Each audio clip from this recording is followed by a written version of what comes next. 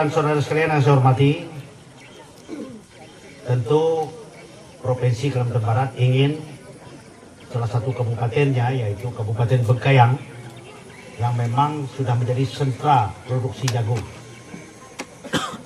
Provinsi Kalimantan Barat ingin menguatkan ini kembali agar produksi jagung di Kabupaten Bengkayang bukan hanya nomor 1 di Kalimantan Barat, tapi insya Allah bisa nomor 1 di Indonesia. Selain jagung, tadi Pak Bupati juga menyampaikan padi. Nah, maka pemerintah juga memberikan bantuan bibit padi. Dan Bapak Ibu dan saudara sekalian yang saya hormati, terutama masyarakat, para kepala desa, kita orang pedalaman ini kadang-kadang malu kalau KTP ditulis pekerjaannya petani. Nggak mau dia ditulis petani. Walaupun bertani, dia tulis pengusaha. Ya, atau swasta. Saudara sekalian yang saya hormati,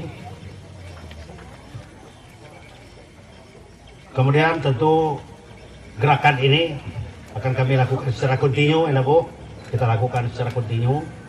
Pemerintah provinsi, tentu kami melihat peta kabupaten-kabupaten yang memang memiliki potensi. Jadi tidak sembarang, tidak tanpa perencanaan kami datang ke sini membantu bibit jagung, menanam jagung, kemudian padi dan sebagainya. Karena kami melihat Kabupaten Bengkayang memang kabupaten yang memiliki lahan pertanian yang berpotensi untuk kita kembangkan menjadi sentra pangan di Provinsi Kalimantan Barat. Baiklah Bapak Ibu dan saudara sekalian, saya pikir itu saja yang dapat saya sampaikan pada kesempatan yang baik ini. Dan terima kasih kepada masyarakat Kabupaten Bengkayang. Itu yang bisa saya sampaikan. Terima kasih atas dukungannya kemarin masyarakat Jagoy Babang pada pemilu yang lalu, sehingga bisa menjadikan kami sebagai gubernur dan wakil gubernur Kalimantan Barat. Mohon doanya semoga kami mampu memenuhi harapan Bapak Ibu semua dalam membangun Kalimantan Barat yang kita cintai. Pada hari ini, mari bersama kita mengajukan doa agar diberi Ibu sekalian yang tidak bisa saya sebutkan satu persatu. Dan dimulai, kita beri tepuk tangan untuk kita. Kami persilakan kepada Wakil Gubernur Kalimantan dalam acara gerakan tanam jagung dalam Gema membangun. Boleh beri tepuk tangan sekali lagi untuk acara kita pada hari ini.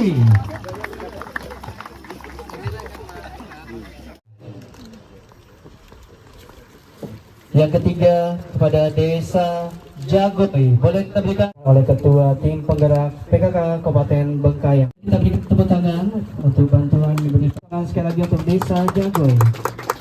Desa Kumba, boleh kita berikan tepuk tangan. 1, 2, 3, sekali lagi 1, 2. Mari kita hitung. 3, 1, 2, 3. Kalau tadi 25.000 sekian hektar biasanya jagung, ya mudah-mudahan bisa berkembang lagi lahan tersebut. Nah, sehingga Bengkayang betul-betul menjadi sentra produksi pangan di Provinsi Kalimantan Barat. Maunya saya bukan hanya juara di Kalimantan Barat, tapi juara di Indonesia menjadi sentra pangan. Nah, selain daripada itu, ini satu momentum yang pas saya pikir ya, karena Pelabuhan Kijing sebentar lagi akan difungsikan operasional penuh menjadi pelabuhan ekspor impor, dan saya berharap ke depan BUMD Bengkayang bisa mengekspor langsung, sehingga tentu dampak terhadap pendapatan asli daerah Kabupaten Bengkayang akan menjadi meningkat, bahkan bisa meningkat secara signifikan. Jadi momentum ini kita manfaatkan secara baik. Dan kepada para petani, tadi saya sudah berhitung, saya ngajak petani berhitung kalau kita bertani padi misalnya, hitungannya berapa per hektar, itu sudah ada hitungannya, dan pemerintah sudah menyediakan harga head dan wajib untuk dibeli bulog pasti beli. Jadi sama dengan sawit, kalau sawit dipanen pasti ada yang beli. Padi juga kalau dipanen hasilnya besar pasti ada yang beli. Jagung juga demikian, ketika kita panen pasti ada yang beli, bulog wajib membeli dengan harga head yang sudah ditetapkan pemerintah. Sehingga kedua komoditi ini adalah komoditi yang bisa diandalkan dalam menunjang ekonomi keluarga maupun ekonomi masyarakat. Oleh sebab itu, saya berharap tidak lagi malu menyebut dirinya sebagai petani.